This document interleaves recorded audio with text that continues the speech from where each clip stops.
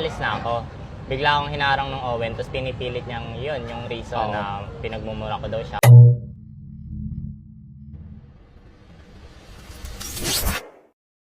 Hello mga stories! Welcome back sa isa na naman another content. Isa naman at another. Okay, mga stories meron may isa na talaga yung updates about sa bicycle nagsalita na. Pero bago yun meron kasi mag-advise ito kay Les Paul Pero panoorin natin yung kailangan parang naghihingi siya ng advice. So, ngayon, mga stories panoorin natin yung ano ba yung advice niya na tinutukoy niya dito. Okay? Ito, let's go. Bago yung main topic, ito muna. Okay. Guys, I have a question, So, may dalawang consenting adults. Isa 18 years old, isa 30 years old. Ngayon, parehas naman nilang gusto yung relationship nila. Walang problema doon. Ngayon, kailan ba nagiging issue ang age gap? Kailan mo ba nasasabi na, ops, parang green ops, parang red flag yung ganyan? What are those questions that you ask? Example, hindi ka ba makahanap ng kaedad mo? Mhm. Ano yung mga questions na tinatanong nyo? The only reason why I'm asking this is because, syempre, again, legality-wise, wala namang problema. Pero gusto ko malaman kung saan nanggagaling yung judgment ng tao. Okay, so, mga stories, ito ang ko dito, ang ganda yung, this is a very, very good question to. Thank you sa ganda ng valid dito. First of all, ito yung pagdating sa mga batas legal, pagdating sa batas yung about sa legal is yung 18 legal na yun. Wala na akong question doon. Wala na akong doon. Hindi ko kina-question yun. Valid yun. About sa pero ito pero bakit mayroong judgment? Kasi ang tao hindi lang tumitingin sa parang papel o sa mga legalidad o ganito. Ito'y tumitingin tayo sa sa life stages. Okay? Well, let's make it analyze Isang 18-year-old na person, ang priority niya ay makatapos, mag-explore, at kilalanin ng sarili. Okay? Tapos yung 30 years old, 30 years old, 30 na anyos na isang person. Okay, even vice versa, lalaki, babae, okay, wala problema. Na, ang ganito yung 30 years old na yun, dapat settle na, may career na, may, clear direction na, di ba? Kapag pinagsama mo sila, okay, kapag pinagsama mo sila, doon pumapasok yung tinatawag nating power imbalance. Okay? Kasi si 30, ito si 30 anyos na to, mas marami ng alam sa mundo. Okay? Tapos, yung itong 18 na anyos na ito, na madaling ma-impress, madaling ma-mold. Alam mo yun? Diba? So, bakit tinatanong mga tao na hindi ba ka makahanap ng kaedad mo? Diba? Kasi it implies na baka hindi ka maka-level ng maturity ng mga 13 years, mga 30 anyos, di ba? Kasi hindi siya maka-level. Kasi doon ka, mas bata na, bilis-bilisan lang ang diskarte. Okay? So, minsan may nagsasabi nga dyan na hindi ka ba makahanap ng kaedad mo? Kasi, di ba? O yung may iba naman sabi na may kita nyo ng divide, di ba? May mga sasabi na hayaan mo sila, focus sila sa individual freedom, pero yun yung mga concern, di ba? Minsan focus sila sa predatory behavior, di ba? Yung ang kasi dito yung parang ang yung observation ko dito ang judgment ay nagagaling sa mga protection mechanism, di ba? Sa mga lipunan, di ba? Yung mga ibang tao, yung mga tao. Kaya ayaw nating makikita na bata na minamadali ang pagtanda, no? Dahil sa isang relasyon na baka sa huli ay hindi naman niya lubos na naiintindihan. Okay? So ang ano ko dito, no? Ang muling thoughts ko dito, no? Hindi lahat ng 18 at 30 age gap ay G-word. Hindi ko pwedeng pag-detect sa YouTube kasi bawal G-word na lang. Para lahat yan ay dapat dumaan sa matinding scrutiny. Okay? So, para sa mga, sa mga 30 anyos na mahilig sa 18 na, anyos, no? Tanungin mo muna sarili mo, bakit mo gusto ang isang taong ang worldview ay kasing lawak pa ng classroom? No? Para sa mga 18 years old na sa mga 18 years old, huwag masyadong magmadali kasi marami pang magbabago sa pananaw mo, no? O sa pananaw nyo sa buhay paglipas ng 2 o 3 taon. Okay?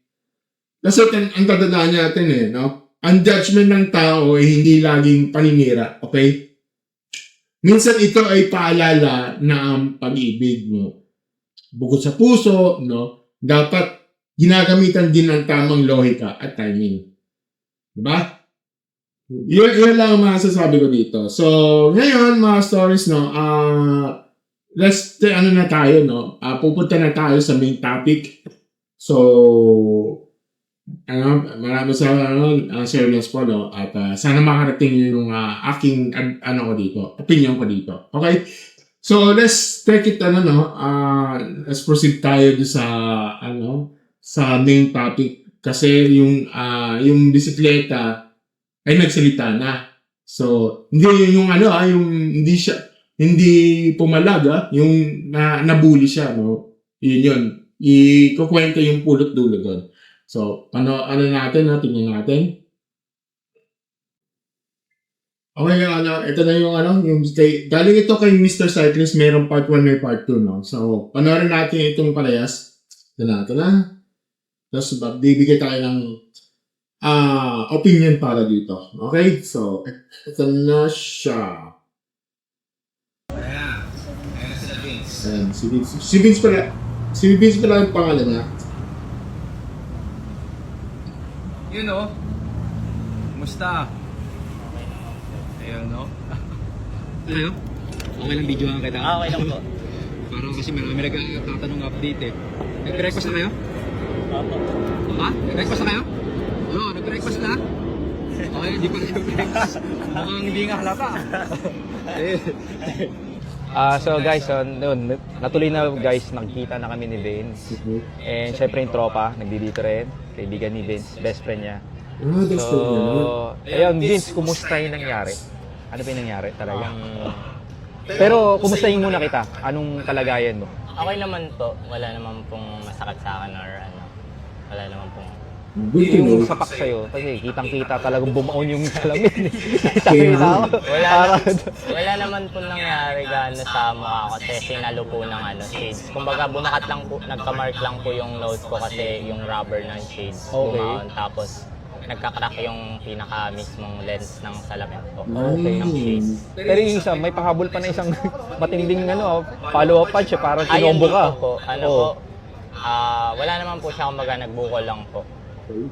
Kailan nangyari yun? Yung incidente na Yung yun? issue po kasi 1 month ago na po siya. 1 month ago. Yes po, sobrang tagal na po. Okay. Tapos parang may bago po yung away namin, bago niya ako suntukin. May nauna pa pong away doon. Yung matabang kasama ko po na naka-tsunami. Okay, oo. Nandun din sa video na yun? Opo, yung nakagilid po, kasama ko po.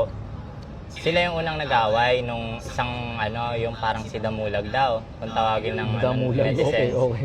Tapos ano po, ang nangyari, nagkakaano na sila, nagkakainitan na, mas nag-ano na sila, Mhm. mas lumalalim na yung away. Sabi ko, may mga guard kuya kasi may guard na pong lumalabas. Ano yan, parang may session lang kayo ng every morning na bike-bike na umikot-ikot lang doon sa ano? Minsan po naglalaps, minsan din Oo. ay nga ganun. Okay, okay. Tapos po, nung pinagsabihan kong ganun, sabi niya sa akin, huwag ka mangialam. Sabi ko, okay, nanahimik na lang ako. Tapos, nung paalis na kami, sumabay ngayon yung Owen. Mhm. Bigla niyang siningit yung matagal ng rason ng away, which is yung ano nga, yung sinasabi niyang minura ko daw siya kahit hindi naman. Na-post ko siya sa Pixie Nation. Yung Sa pinaka- grupo mo ba siya? Hindi Parang po. gano'n? Hindi po siya ka-grupo. Sa Pixie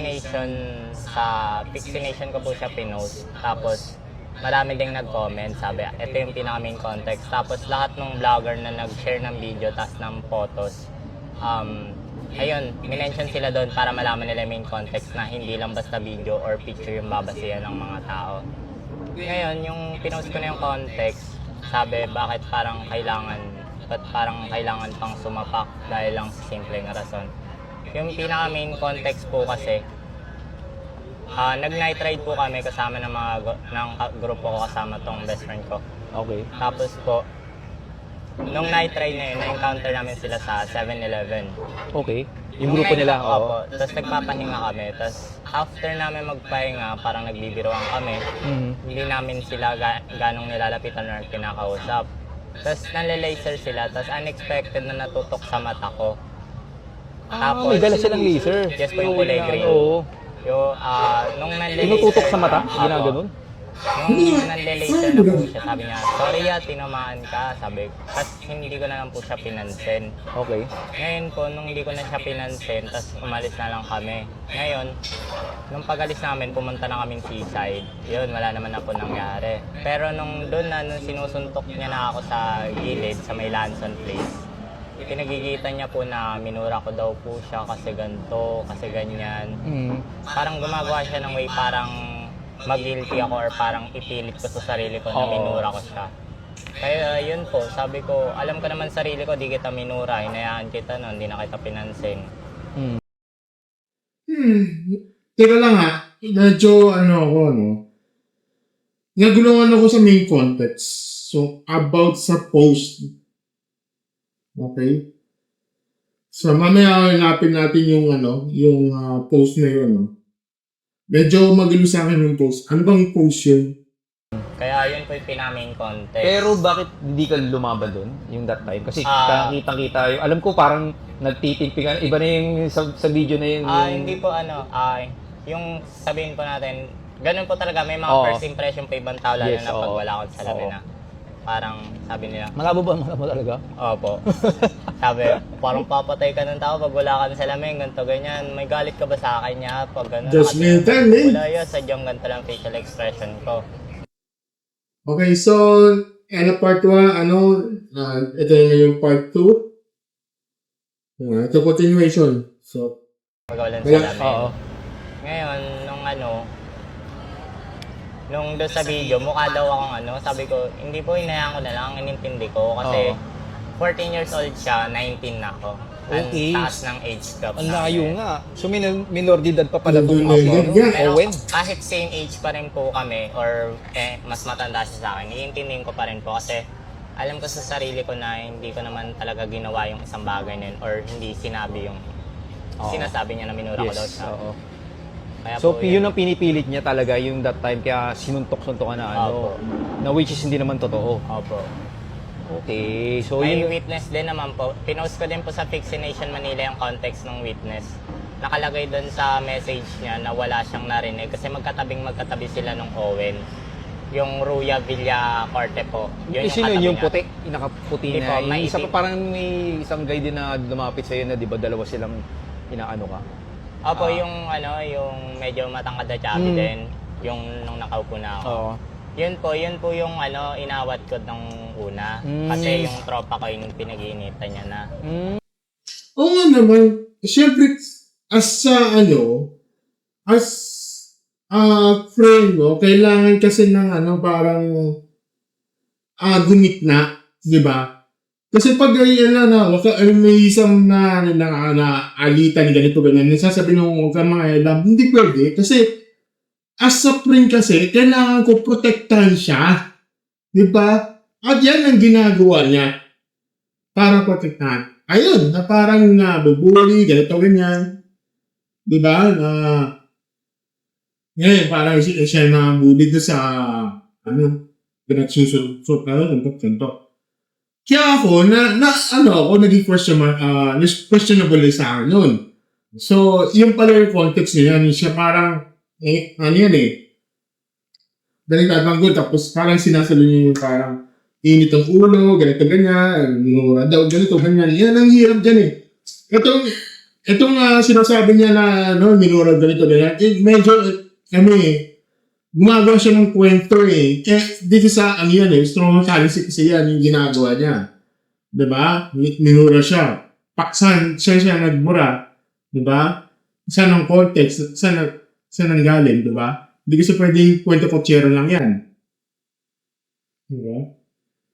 Kailangan merong ebidensya para mapaniwala, na mapapatunayan nyo kami kung minura niya or hindi, di ba? Kaya nung inawat ko, dun siya, nagalit siya, tapos kinaltokan yung helmet ko, tapos yun, pinapalis niya na ako. Aalis na ako. Biglang hinarang ng Owen, tapos pinipilit yung reason na pinagmumura ko daw siya. Kasi ganito kasi ganyan, kaya nag-iinit siya yun, pinagsasuntok niya po. Pero totoo ba yung naririnig namin na martial artist ka? Ay, hindi po. Beginner lang po sa kickboxing. Tapos, Kickboxing, okay. Kali Eskrima, Marami beginner ka rin din. palang So, pero may alam ka, may alam kang Konti po. Konti. Kumbaga, pero gusto pa po ma-expand yung knowledge about sa arnis tsaka sa kickboxing. Kumusta na si OM? Nangingi ba siya yung apology? Nag-chat po siya pero hindi ko na lang siya nire-replyan. Sabi po kasi ng mga kasama ko, mas maganda sa personal manghingi ng sorry kaysa sa chat. Kasi Tama. Kailangan talagang personal na yung parang harapan, face to face, na sorry. Hindi kasi pwede yung ibabasa sa chat. Ay, nag-sorry naman ako sa chat, hindi kasi ganun. Even din ako kung mag-sorry ka through chat, this is not genuine para sa akin. Mas mainam kung mag-sorry ka, dapat personal, okay? At idadaan pa sa chat. Pabira naman. Kaya hindi ako, yung kahit sa chat man na, tapos sincere na yung soul, I'm not, hindi ako sincere dyan. Yeah. So, no, sa akin yan. Magsasorry ka sa chat? No way. Mas mainam na magsasorry ka, in front of me. Ganun lang yun. pag sa chat, pwede niyang i-post yan na okay na kayo. Oo nga Siyempre, eh. isipin ng netizens, okay na sila. Okay, Oo. tapos na yung away. Oo. Tapos, pag nagkita kayo niyan, gaganti pa yan. Hindi lang See? din yun, kasi parang mas formal din ang personal Kaya kumpara nga sa chat. Tapos, Iba pa rin yung iba pa rin yung harapan kayo talaga, lalaki sa lalaki yung usapan. Tama yun. Oo, yun yun po ang yung sinasabi nila na pag sa chat daw kasi, tapos pag pinost niya na okay na kami, ganito ganyan, Yeah. malalaman netizens, okay na yung away. Ayoko kasi ganun yung parang, okay daw, ganito, ganyan. Dapat mas maganda na personal, okay? Dadalo mo sa chat, ay naku, kabulsitan yan. Okay na yung away nila, tapos yung away nila, okay na yung context. Tapos, pag nag-encounter na naman kami, possible na may mangyari ulit, tapos wala nang mambibideo, timingan nila, Oo. tapos See? magtatawag sila ng grupo nila yun. Oo. Kaya mas lalo mapasama, kaya mas maganda daw sa personal talaga. Para may mga kasama siya, alam din ng mga kasama niya na okay sila. Alam mo, believe ako sa'yo saludo talaga ako sa'yo. Kaya Ako rin okay. nag-post din ako, nag-reach out din kita para at least marinig ko rin yung side mo Yes po. kung ano talagang pinagsimulan talaga ng ng pangyayari na yun. At the same time, yung nakita ko yung, alam mo yung tipong kahit nasaktan ka na, alam mo yung nagdudong ka pa rin na hindi ka lumaban, hindi ka gumante, alam mo yung tipong parang talagang nanggigigil sa'yo, talagang nagko-combo pa eh. Parang may hapahabol pa yata yun eh. Pero nagdudo ka, umalis ka na lang. Parang tipong yun ang maraming na-touch na mga nasa social media. Pero kailangan natin ng ng side ng isa. Okay, si Owen ba, 'di ba? Kailangan natin ng kailangan natin ng side niya kung ano yung pulot-pulot doon. Ayaw kasi ng siya lang kukwento. Dapat may kwento din sa version niya. Okay? Siguro sino bang doon, kung sana nagbura ba siya, ganito, ganyan. Okay? Well, kasi yung niya yun yung claims niya eh. Di ba? Ito si Vince, di ba? Dapat kung ano yung claims mo, dapat ilatag mo yung arguments mo dito. Di ba? Pag may siklista, mga bike shop, kaya siguro talagang niresearch ka ng iba't ibang mga ng sangay na sa community. Nakakatuwa kasi doon mo makikita talaga yung yung community natin na hindi lang isang kung piksi-piksi ka lang, kung road bike ka lang, hindi din nagsasama-sama. Kaya nakakatuwa talaga na nag-aabot ng tulong para sa'yo. Okay, so yun lang yung i-stop na lang natin. I think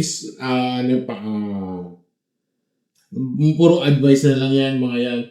So, mga stories, ito sa ang take ko dito, una, sa akin, ang ugat ng gulo kasi dito ay sobrang babaw. Okay? Laser na natutok sa mata, hindi pinansin ni Vince. Tapos galit na galit si Owen. Kasi daw, mumura siya. Hindi naman pala totoo. May witness pa na patunay na walang nangyaring na mura. So ano ang totoong rason dito? Ego. Nagmamataas. Ang pagiging at saka yung pagiging manid sa sariling pagkakamali. Inutukan mo yung laser na mata ng tao. Alam mo ba, medyo nakakabulag yun, ha?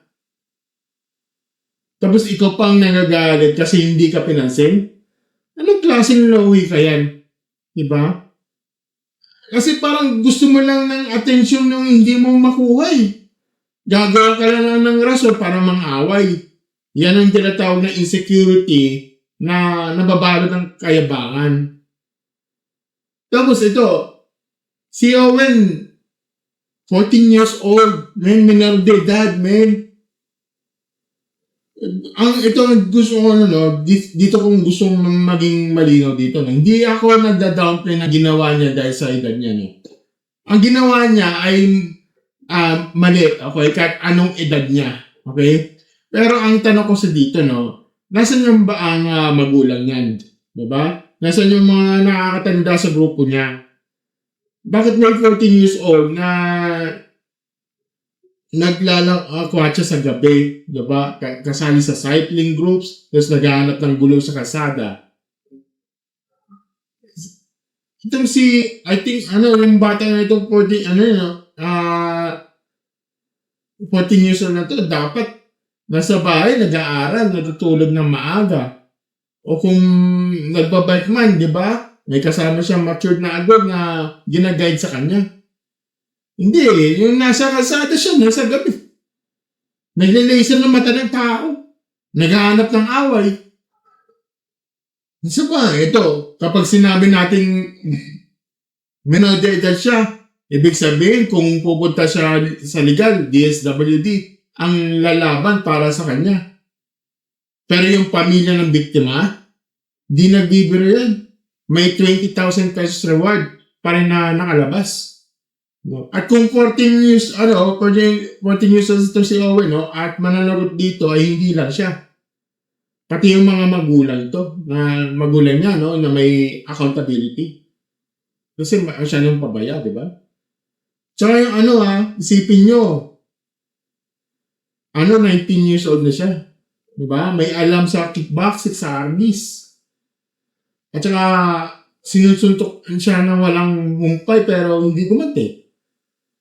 Kasi, hindi dahil hindi niya kaya, hindi niya kaya. kundi dahil alam niya mas malaki ang mawawala sa kanya kung gaganti siya. That's why point, di ba? Kasi kung gumanti siya sa isang 14 years old, siya na may kaso, no? Siya masasabing mabubugbog ng menor de edad dito. Kahit siya ang biktima, babaliktad ang narrative. That's my point. Diba? Kasi alam ni Vince yan. Kaya hindi siya pumatol. Diba? Kaya doon ko makikita yung mga tunay na disiplina. Hindi yung puro alam sa martial arts pero walang kontrol sa sarili. Kumbaga, pinakamalakas ang suntok yung Vince, yung suntok na hindi niya binitawan. So, at saka makikita nyo sa video recently, di ba? Nagbigay ng tulong sa iba't ibang tao at sponsor. Hindi lang dahil na naawa siya kay Vince, kundi dahil nakita niya ang klase na tao siya.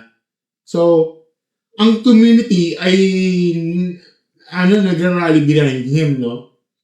Pixie Road Bike, kahit anong grupo man niya, di ba? Hindi na naging usapin kung anong klaseng bike ang gamit mo. Naging usapin ito sa respeto at pagkakaisa. Okay? At yan ang magandang resulta na masama nang nangyari. Na pangyayari, di ba? Dahil sa pagiging kalmado at mahinahon nito si Vince. So, nagkaisa yung mga cycle community, yung binanggit na, di ba? Hindi ito tungkol sa klase ng bike. Tungkol ito sa klase ng pagkatao. Di ba? Tsaka yung, tama yung mga, yung personal, na mag-personal apology. Huwag mong yung dadaan sa chat na magsasorry. I don't think so. Hindi genuine sa akin yun. Yung dadaan, kung magsasorry siya, dadaan sa ipipihan niya ako. For example, gano'n, ipipihan niya ako. Nakasulat, Vince, sorry lang, sa nangyari ganito, ganyan. Tapos post mo sa nagkaayos kami. What the heck?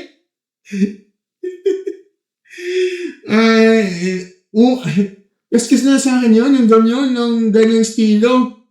Mas maganda kasi na in person talaga, magsusorry ka. Yan ang tunay na accountability dito. Ha? Oh, man. Hindi sapat yun, man. Hindi sapat yung text message. Yung chat na yan. Hindi sapat yung text message na yan. Kung totoong gusto mong humingi ng tawad, harapin mo sa taong nasaktan mo. Diba? Tingnan mo siya sa mata. Sabihin mo na personal nagkamali ka. Dahil sa chat, madaling screenshot, i-post, okay na kami. What the heck? Pero ang totoo niyan wala pa rin sa puso ng apology. Come on.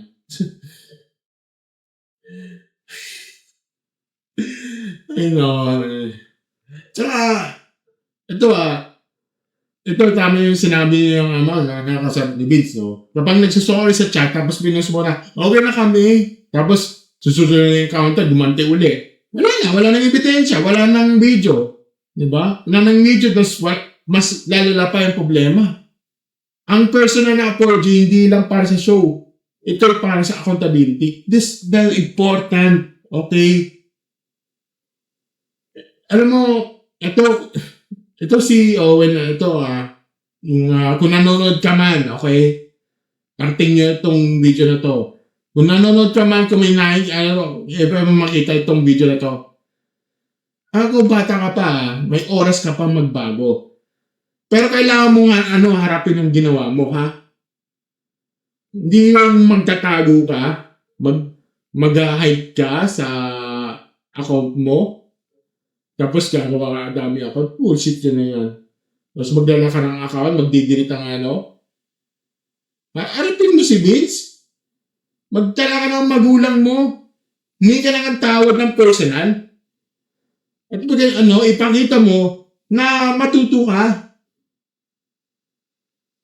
Dahil kung hindi mo, kasi dahil hindi mo gagawin yan, habang bata ka pa, ugali ito yung mga ugali ito, nilaking kasama mo, Sa susunod na yan, ha? Baka hindi na siya lang masira dito, baka buhay. O kinabukasan mo ang masira dito. Diba? Mga stories, no? Ang kwento nito ay hindi lang tungkol sa dalawang siklista na nag-away dito, no? Ito tungkol sa disiplina, okay? Kontrol sa sarili, okay? Pero mas mainam, I want to take your side kung bakit mo ginawa yun. Okay? Gusto ko lang marinig, ha? Owen. Ikaw, Owen, ha? Mas mainam na kwento mo sa akin, ha? Sa lahat ng mga netizens dito, kwento mo sa akin, ano ang pulot dulo doon? Okay? Ano ang pulot dulo kung bakit mo inaaway mo itong si Vince? Ayaw ko lang parang naangasan ka to. Kasi bullshitan yan. Ibigay mo sa akin yung mga ganyang ano na yan. Ititalo mo sa akin yan. Isalaysay mo sa akin kung bakit ka na napikan doon. I want to take your side, ha? Abangan kita, Ryan. Abangan kita. Okay? So, ito sa naman, si Vince naman, kahit siya yung biktima, siya yung lumabas ng panalo dito. Hindi dahil nanalo siya sa away, kundi dahil sa hindi siya makipag-away. Okay? At dahil doon, nakuha niya yung respeto sa buong cycling community, makakuha siya ng mga supporter sa mga sponsors, At napatunayan na hindi kailangan ng sutok para manalo sa buhay. Pero hindi pa tapos to. Kailangan ko ng update ninyong dalawa. Okay? Kaya minsan ko sa lahat, control yung emotion nyo. Harapin yung pagkakamali, lagi tatandaan, ang tunay na tapang hindi nagbibigay ng suntok dito. Isa pa, ang tunay na tapang ay nagpagpipigay ng sarili kahit kaya mo naman gumante. Okay? Mga stories, okay? Ano masasabi nyo rito, Tama ba ginawa ni Vince na hindi gumante, Para sa inyo ba, sapat yung mga chat apology ko, O kailangan ba ng personal? Comment down below sa baba at pag-usapan na lang natin yan. Yan, hintay ko lang natin. Gusto kong may, yung part 3 na, yung part 3. Ikaw, Owen, Part 3 yung gusto kong makita. Ayoko yung dadaan mo sa chat ng apology mo. Kabulshitan yun. Ilang mga stories, kung gusto nyo mga ganitong klaseng kwento nito at don't forget to like, share, subscribe sa atin dyan. Click the notification button sa baba. As always, mga stories, thank you and have a great night, stories. Bye.